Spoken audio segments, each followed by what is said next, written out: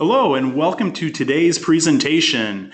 We're going to have a webinar today, and according to the New York Times, 2016 is the first year where companies are spending more money on digital marketing than television advertising. That's because digital marketing provides data, flexibility, and the ability to reach your target audience in ways that television can't. Big businesses are growing their revenue and using digital marketing, while companies are still slow to make the transition or being left behind. Today, we'll learn 8 digital marketing secrets to grow your business quickly from Dan DeRozier, Vice President and co-founder of 3 Deep Marketing. But before I introduce Dan, I want to cover a few housekeeping items. We are recording today's webinar, and everyone who is registered for the event will be emailed a copy along with some helpful resources. Next, we'd like to make this event as interactive as possible. Please share your questions and comments in the chat field of your webinar screen throughout the presentation, and I'll do my best to help Dan respond to your comments. Now it's my pleasure to welcome Dan DeRozier. He has over 25 years experience providing enterprise solutions for both Fortune 500 companies and mid-sized businesses. Throughout Dan's career, he has developed a reputation for increasing sales and improving marketing programs. I'm excited to learn from him today and hope you are too. Here's Dan DeRozier. Thanks, Taylor. Appreciate the warm introduction and excited about how many people are on the call today. So hopefully you'll find these 8 digital strategies, a couple of them that might be relevant to your business. So with no further ado, let's jump in. A lot of people have seen this report from multiple organizations, whether it's CEB, Forrester, Serious Decisions. Hey, look, the buyer journey is happening digitally now.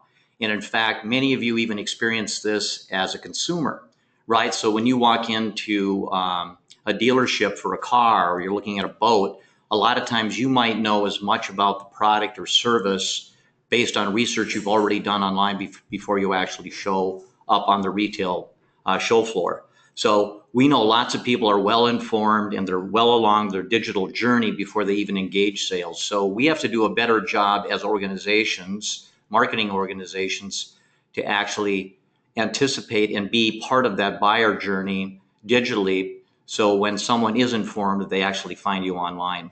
And as Taylor mentioned, this year is the first year where actually digital is actually going to surpass television as the #1 channel for marketing. And the other thing that's interesting about this article that was in the Wall Street Journal, there's really a shift to mobile. So I don't care if you're B2B or B2C, you have to adapt to the trends from a mobile perspective, have responsive websites, have responsive landing pages, and basically move and shift some of your dollars, not only digitally, you should also be moving them extensively to mobile.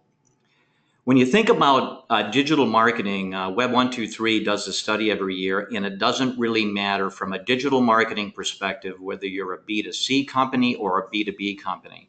If you're B2C, the #1 objective is generate sales or drive sales and then generate leads.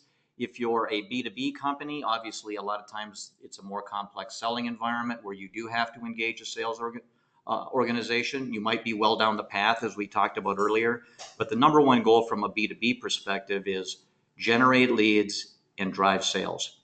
And the things we're going to talk about today are really based on how you do that and become more effective at it all the way along the buyer journey. So if you have incremental improvement, it'll actually impact the bottom line. One of the reasons that we're having this discussion is 3 Deep has a lot of experience with brands who have retail networks. Whether you're Behr Paint, who sells through Home Depot, or Kohler, who has both distribution organizations as well as independent dealers, you can see a bunch of well-known companies here that are selling through either franchise locations, corporate locations, independent dealer channels. Or even think of this if you happen to be on the phone and you actually have distributed sales reps. All these techniques or some of these techniques can apply to you to actually use some of these tips as best practices to drive your company further and to get more from your digital investments. And one of the things we learned, because we've had so much experience and we've been dealing with companies that have franchise locations or independent dealer channels, is a lot of marketing organizations, when they think about their retailer or their dealer, they view them that they have this perfect ecosystem, that they're doing paid media to drive new acquisition. They've mapped out locally what they need to do there.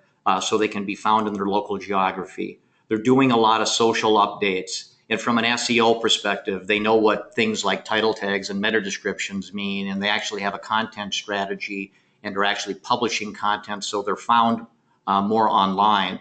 And those things are important to you for those of you that have distributed sales organizations in the geographies. You want them to have this full and robust ecosystem. Unfortunately, that's not exactly how it looks. And we actually survey local independent dealers that are national in these areas each year. And what we really find from a paid media perspective, most of them aren't doing it. In a lot of cases, they're buying leads. From a local perspective, they've claimed Google My Business, but in a lot of cases, they've actually have multiple claims on it. And a lot of times they're not doing anything with reviews. A lot of them have very few reviews, which can impact your local listings. From a social perspective, a lot of them are on Facebook, but they don't post regularly. And from an SEO perspective, they really score very poorly from the fundamentals of title tags, meta descriptions, etc. So when you ask and you're trying to grow your own business and you have a distributed network of franchise locations or independent dealers or sales locations, if this is what they look like and you really are trying to grow your business, you're really handcuffed as to how far you can grow if in fact there's a lot of limitations with your independent dealer networks. And so when you try to recap what's going on with these location-based businesses, and when we survey them every year, they basically say their number one challenge is getting them more leads. So if you're a brand manager or you're running a specific line of business for your organization, that's what they're looking for you to help them with. Help them get more leads, and we're going to talk about how you do that. A lot of them aren't doing any paid media because they don't know how to do it well, so they're missing that acquisition funnel that's important to get awareness and acquisition. Most of them don't have any in-house resources, so therefore they're really looking for organizations like yourself to either educate them or do it on their behalf. Many of them don't update their local listings, or they have multiple listings. We'll talk about those. And actually, when they then get the call, they're not using that opportunity to drive somebody into the showroom or set that appointment if it's a face-to-face discussion around a home improvement project, as an example, or getting them into a retail location if you're trying to sell them a boat or a car. Get them in. The next thing they should be doing is setting that appointment. And then a lot of times location-based businesses, especially ones that are independent, sell competing product lines. So we're going to talk about some tips and techniques to actually start to measure that, to make sure that you're not driving leads for your location-based businesses and then finding that they're siphoning them off to a different product and or service because yours might be too expensive or didn't have the right features. And then also a lot of them actually sell multiple product services as well. So let's take a look at, this is an important, I know for those of you that are really steeped in digital marketing, this is a pretty elementary slide, but it's interesting when I talk about this with a lot of digital marketing managers, it actually helps ground them that you have to understand that you're really talking about three different search algorithms that are critical for all your dealers, independent locations, brokers, whatever they would be, to be found in their geography. So let's say I'm based here in Minnesota. I'm looking for a luxury pontoon boat in Brainerd. We have paid media at the top, and we know Google recently changed that, so they're not using the side rail anymore. That's an important element. That's where you pay to play. Local search is really where you have to be optimized around Google My Business. And then there's all kinds of citations, and there's lots of other online directories that are important for you to be found here. And then, of course, you have organic search. The key part here is you have to be optimized on all three and visible if you really want to be found online. And another critical element to that is you have to understand, when you think of the top of funnel as kind of that red area, the middle funnel, and then you've got the lower funnel, which is green. People use different search words to be found, and there's a lot of traffic around. If I was searching then for a pontoon boat, a couple of word phrases like pontoon boats, I might be high funnel interest in something, and then I'm starting to dig a little bit deeper. Now I'm looking for a luxury pontoon boat for entertaining on a lake. And then when I happen to find Premier Pontoons, I'm going, look, I'm looking for a local Minnesota dealer that happens to sell Premier Pontoons. That is a high consideration buyer, and that's going to be critical. They have way higher conversion rates, and we're going to talk about how you impact those to actually drive them in store to actually have them experience the product or service. We wish the marketing funnel was this simple, but now we're going to talk about these 8 effective strategies. When you think about your online presence, top of funnel stuff is going to be this red area. Then we've got the orange area about driving them to your website or landing pages, how those then ultimately convert into leads. Leads in this case would be a phone call or a web form, and then drive those into customers. And we're going to talk about these 8 strategies that if you did each of these just a little bit better, it would have a big impact on your bottom line. The first tip is start with mapping out the customer buying journey. This is actual customer buying journey with a client that we work with, and we try to understand what is actually going on as a consumer who's starting at top of funnel is actually progressing through the buying process. So just to lay out a few points here. So they start to search about brands or models. They then look at what does the local retailer have to offer. So they go from high-level search, see if there's a local retailer. They explore their website. Then they actually explore the manufacturer's website. They then go to the showroom. Then they go back online and they use third-party reviews to figure out, hey, is that product or service worthy? What are other people saying about it? They then look at some competitive pricing. They go back to the showroom and then make a decision. What we figured out in this specific buying journey, there were 8 critical impact points that we wanted to make sure that we had content and ads and awareness to drive them through this journey in the most cost-effective way. This was for a non-brand aware purchase. What we found for consumers in this case who were brand aware, that same journey actually was 6 impact points and not 8. So important to understand this for both brand aware and non-brand aware consumers and or businesses. The second thing you need to do is actually develop personas to really understand, are you really talking to the different types of buyers out there? Many of you might have read Waiting for Your Cat to Bark by the Eisenberg brothers. Generally, you'll find that there's 4 buying modalities, whether they're competitive, looking to make a quick decision. You've got this would be the spontaneous buyer. What part of the potential market do they make up? The humanistic buyer, they're looking for more stories or reviews. And then you've got the methodical. Those people are very process oriented.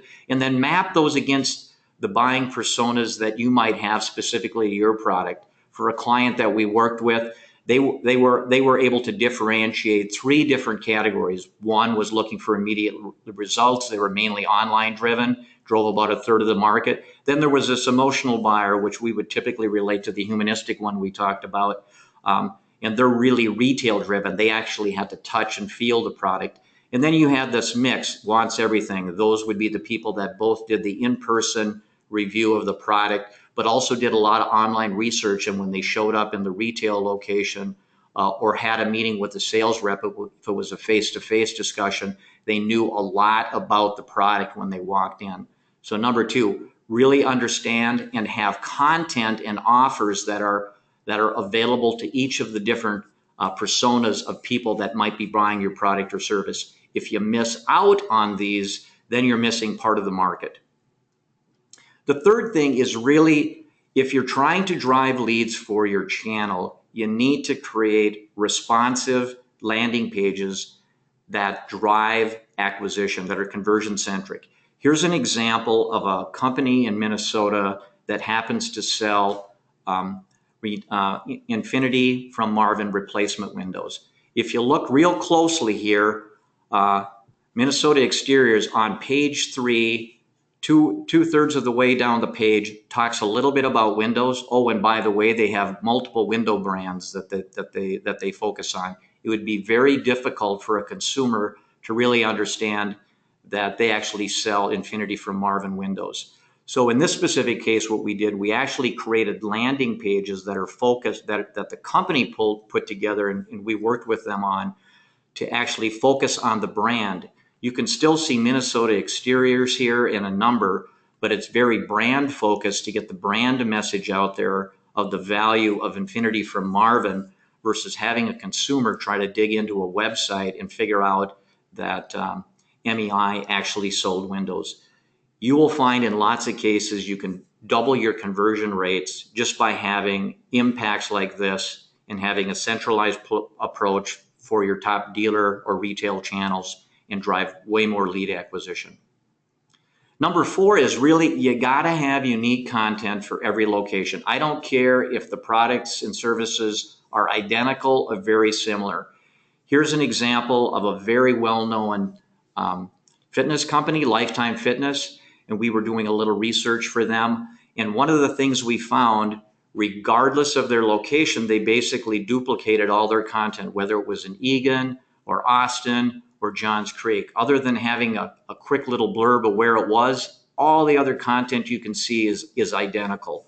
This is going to negatively hurt them from an organic visibility perspective. Yes, does it take a little more work to write a specific piece about what the Eagan Lifetime Fitness and how it differs from the Austin South as an example? Yes, it does take more work, but these are the types of things that are critical if you want to be indexed by the search engines and be found in your local geographies.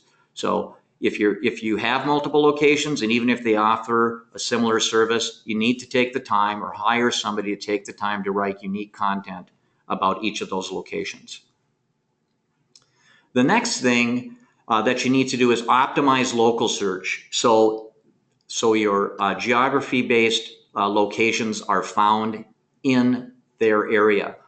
We talked about how valuable lower funnel traffic is when somebody said, as we were using the example, I'm looking for a pontoon dealer in Minnesota. 1 in 5 searches on Google is related to location, and almost half of those have purchase intent, meaning I'm not looking for a local dealer about a specific service if I'm just getting educated about the product. I want to see the product. I want to know who the dealer is. I want to know if they have any ratings and reviews about them supporting that product or service. And a lot of them are happening on mobile devices. So you need to make sure that your dealer channel has responsive pages so they're easily found and can fill out a form. Generally, it'll be a phone call that they would get. And then you also need to know that they need to solve what's called the NAP. NAP is name, address, phone number. You can see in this case for a company, Fireside Hearth and Home has hundreds, if not thousands of locations, where the one here in Minnesota has 1, 2, 3, 4, 5 different locations. They verified 3. That would be you as a homeowner having 3 different addresses for having mail delivered to your house. You need to map to one of these and verify it and get rid of the others. And then, by the way, when you do that, you also need to make sure that you're mapping that against all the other directories that are out there. There's some tips and techniques to doing this. Either have each of your locations do it or hire an expert that knows how to do local search, because this is really critical for driving leads that are well low in the funnel and ready to make a decision. And you should really see scores here in general in the 80 to 85% range. And if you're not, there's plenty of room for improvement to drive some of those low funnel leads with some local search optimization. The 6th tip is really digital inquiries need to be responded to immediately. So if you don't have a centralized contact center for your location-based businesses, get one. And so the process that we recommend is, regardless of where those website leads are coming in, is intercept them with a centralized contact center and then understand who that consumer or business is, collect that information, figure out which dealer it might go to, but before you pass them on to the dealer, you've created that lead and put it into your CRM database, and then you live transfer that lead to that dealer, and then you also send them an email to let them know that you've collected that lead on their behalf. The reason we suggest this, especially for companies that are doing centralized paid programs or even organic traffic that's driven to the brand or the manufacturer site, when you collect those leads, you now know how many went to dealer number one and dealer number two. And organizations that we've worked with that have implemented this have found a couple of things.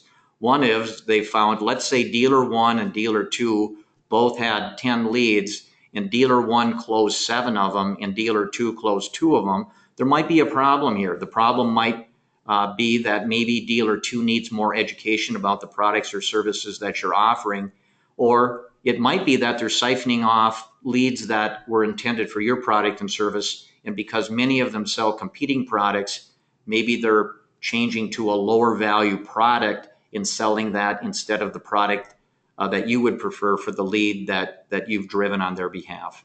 So that would be a real big suggestion is answer the phone from a centralized perspective, or if you can't do that, have a specific script for each of your locations and that they follow it to the T, the goal being to set an appointment. Once that appointment happens, you can have the sales appointment, whether it's in a retail location or a home-to-home selling opportunity, and the goal is to get that order. And then what we're telling organizations to do is have a portal or some way to track those leads and have the dealer respond back what happened with that lead. Did it actually close, not close? What were some of the objections to closing? And provide that information back to you, push it back into your CRM system so you can have some sort of automated stream of communications that further substantiate the value of doing business with your brand and that dealer to hopefully get them to close if they don't close immediately. And when you know kind of the buying process, whether that's 30 days or 45 days for them to make a decision, for high value consideration items, it might be longer, you now have them in a stream, because if you rely on your dealer to actually make those email communications to support that lead that didn't close, it's unlikely it's happening. The seventh thing, and we just kind of mentioned on the previous slide, is if you have a CRM system, now you can start to do marketing automation to communicate with prospects and customers that bought or didn't buy. Here's an example of a program that we put together for Red Wing Shoes, where they have 500 locations, some franchise owned and some corporate owned stores. So if you walk into a retail location for a Red Wing shoe store and you happen to buy a pair of hiking boots and somebody else bought a pair of dress shoes, from day one when you made that purchase, they're going to start, each person is going to start to get a communication stream with unique content, whether it's, in my case, might be hiking boots, and somebody else's case might be dress shoes. They're going to get put in a 24-month stream of communications to continue to foster brand awareness for Red Wing. And you can see here, not everything is around get a deal. It's, hey, tell us what you're thinking. A survey reminder as an example, and then using those to post surveys about those shoes and about Red Wing. Hey, how are your boots working out? Give me a 6-month free tune-up. So a lot of these messages are really about creating advocacy for your brand, and also in this case, also over time drives revenue for the company. And then the last thing to do as far as our tips are concerned are really capture customer data so you can get deeper insights about your customers. It's amazing how many customers or how many brands who are using brokers or independent sales reps or independent dealers or franchise locations are not collecting information about the end customer. You need to collect this. Here's an example of a study that we did. A client of ours gave us thousands of customer records, and they were trying to figure out what had the biggest impact on a homeowner actually making a major home improvement project. And so we looked at their data and we augmented it with third-party data. And the point here is we're trying to figure out, was it really the age of the home, the older the home, more likely they're going to do a project? Hey, the bigger project, it was based on, hey, how much household income did they have? Did it depend on the level of education? Was it the time in the home, or was it a presence of pets? And so when we went into this study, most people had the feeling that it was going to be the age of the home, which would sort of make sense because guess what? An older home, more likely it needs more home improvements. But when we actually did this assessment and we used lots of different tools to do our analysis, we actually figured out that it was the length of time in home that had the biggest impact on somebody doing a home improvement project. And the rationale behind it was you saw almost very little home improvement projects for the first 5 or 6 years. And then about year 6, you started to see this spike that continued through about year 15 of home ownership. And the conclusions we came to is that when someone initially buys a home, they might, initially be strapped just to make the mortgage payments. But after they've been there 4 or 5 years, it's like, hey, I think we need a new kitchen countertop, or I need new windows, or I need a new roof. And they've decided to stay in the home. And so once they've come to that decision, it's at that point that they decide, hey, look, I'm going to start to make some investments in the home. And that's where there was value. Now, what the client's doing with this information, they're using this information to score their leads. So when their sales reps have this opportunity and they see someone's been in the home longer, those leads actually have higher value than somebody who's been in the home maybe a year. It's not to say somebody who's been in the home in a year isn't going to buy, but somebody's going to be way more likely if they've been in the home a little longer and use this in their scoring model. So those leads have higher priority than maybe leads where the person might have just purchased a home.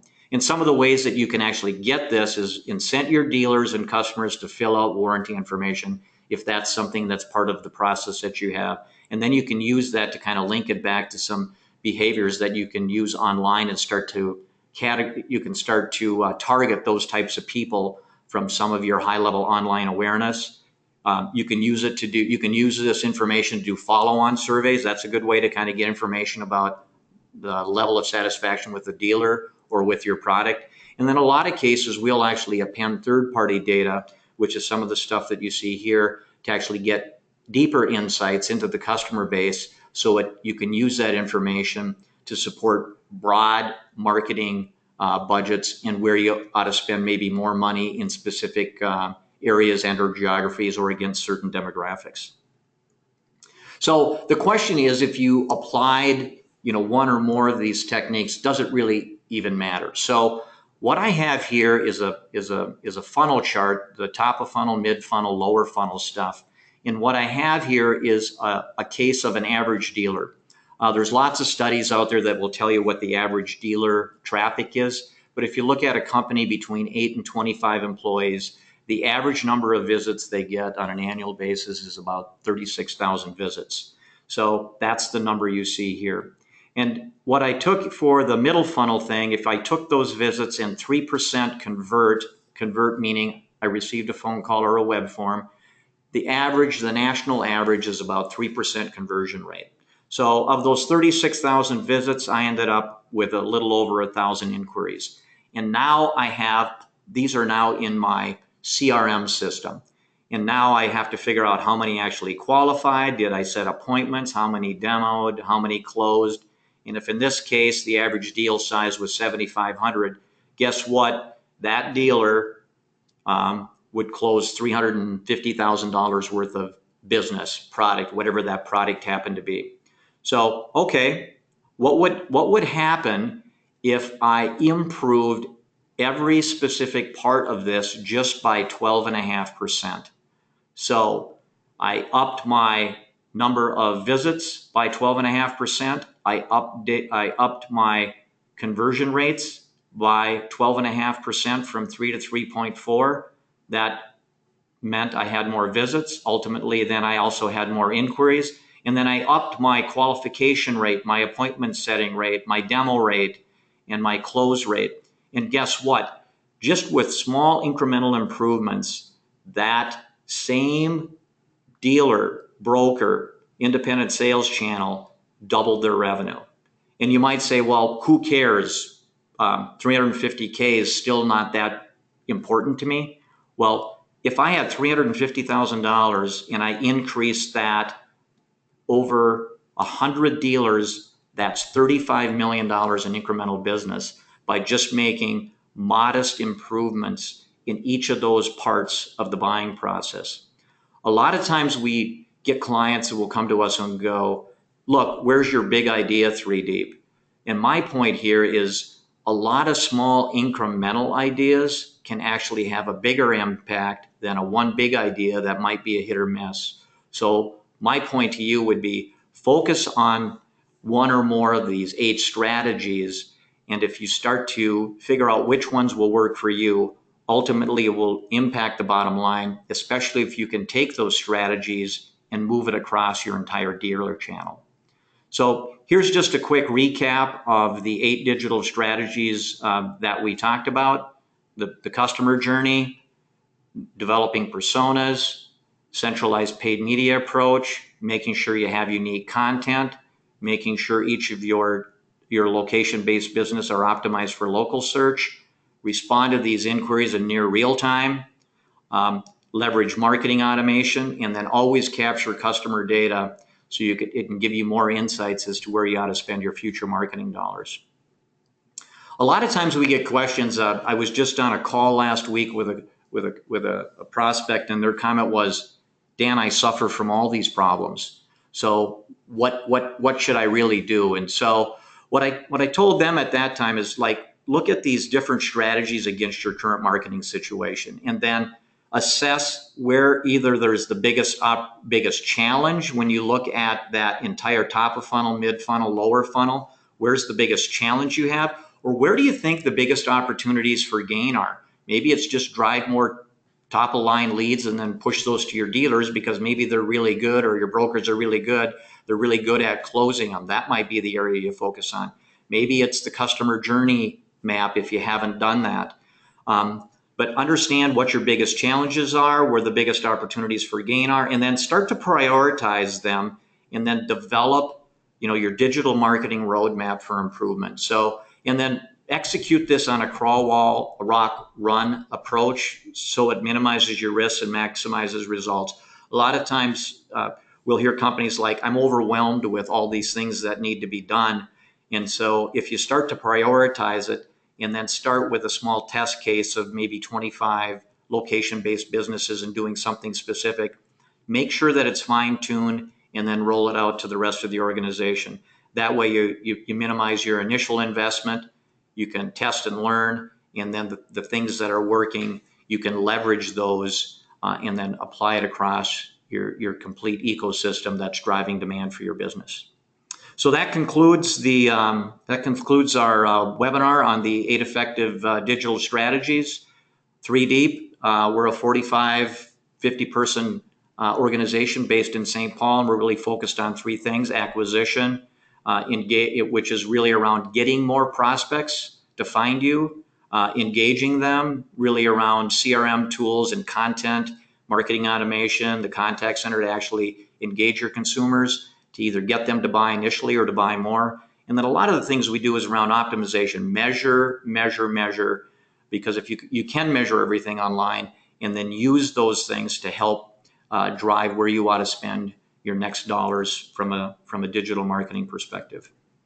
And that concludes our presentation. Taylor, did we get any questions that we can address here? Yeah, a couple of questions came in, and we'll actually stay on the line for about another 5 minutes or so. So if you do have some questions, please feel free to ask them. This is my favorite one that came in. You have leads, now what? So I think this might be a good opportunity to talk a little bit about response times, or how do you actually reach out to people once you actually have them in your sales funnel? Right. It is interesting. Yeah. So now you have leads. Now the next step is, are you responding to them quickly? And we find that the next biggest problem is once you have leads, is that organizations are not prepared to take that lead and then turn it into the next step, which is, if you get somebody on the phone and you have retail-based locations, is create the value of driving them into that retail location. If the next step is to set an appointment, because if it's going to be an in-home consultation, or whether the next step is a webinar to get them on the phone to talk about your product or service, drive to get that next experience with them versus try to get them all the way to close. But you have to act, you have to act quickly. So our recommendation is we're all impacted by the Amazon effect. The Amazon effect is guess what? If I can't get it in 2 days, something's wrong, right? So we have to apply those same principles, whether you're B2B or B2C, is respond to inquiries, whether the web forms or phone calls, within 5 minutes, and then act accordingly. And the next goal is, what's the next step in your sales process? Work to get that next step done, not necessarily close them on the phone, but get that next step in your sales process identified and get the prospect or customer to commit to that step. So here's another question that came in at the top of the presentation. You talked about the 4 buying modalities. How does knowing your customer or what motivates them improve your digital marketing? Well, the interesting thing on the 4 buying modalities is that they did this study of marketing people, and marketing people are generally fall into the category of humanistic. And if you go back to that chart, you will see that only about 14% of the population, the buying population, is humanistic. So what happens is you have marketing organizations that will develop engaging content and offers that they think applies to them because that's how they buy. Unfortunately, that's only applying to 15% of the universe. So what you need to do is you need to expand outside of that and really understand those buying modalities in full. And sometimes that means reaching beyond your marketing department into your sales organizations to actually understand who they're dealing with, whether it's at a retail location or a face-to-face meeting. And that will help you map out some of their other buying modalities that you think might not necessarily exist. And then you have to think through a process of what content and offers are going to engage each of those different audiences. And there's lots of good, there's a lot, that's a good book to read. Or if you're unsure how to do that, we have people in-house that know how to map those out on your behalf. So we'll take one last question here, and I think this is a good one to conclude on. You mentioned 8 digital strategies, and so for organizations that are looking to implement more than one of these, where do you start? Well, it kind of goes back to that thing to self-prioritize where you think there might be a good place to start. Otherwise, you have to really find digital experts, whether it's 3D or somebody, some other digital agency. A lot of times what we'll do for clients is we'll do a digital assessment where we'll actually look at how they're doing online currently, compared against best practices we typically see for that industry or business segment. And then we can help you prioritize which are the areas that you might ought to start in. And every client's different. Some, it might be top of funnel stuff that you ought to focus on and start with the buyer journey because you've never done that. And for other companies, they actually have pretty good lead flow, and it's actually getting that lead flow to convert into sales appointments to be facilitated by either a local dealer, broker, or a retail location.